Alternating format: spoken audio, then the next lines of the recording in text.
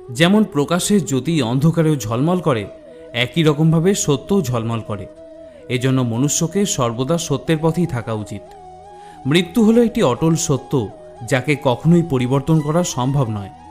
যখন থেকে এই সংসারের নির্মাণ হয়েছে, তখন থেকেই জন্ম মৃত্যু চক্র ঘুরে চলেছে।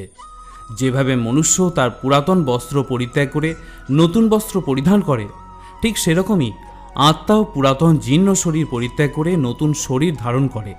এটাই হলো প্রকৃতির নিয়ম। এই কঠিন সত্যকে মেনে নিয়ে ভয়মুক্ত হয়ে বর্তমানই বাঁচা উচিত। যারা প্রকৃত জ্ঞানী ব্যক্তি, তারা না তো মৃত ব্যক্তির জন্য শোক করেন, না তো তাদের জন্য শোক করেন যারা জীবিত আছেন। কারণ তিনি জানেন যে মারা গেছে সে আবার জন্ম নেবে, আর যে জীবিত আছে সেও একদিন নিশ্চয়ই মারা যাবে।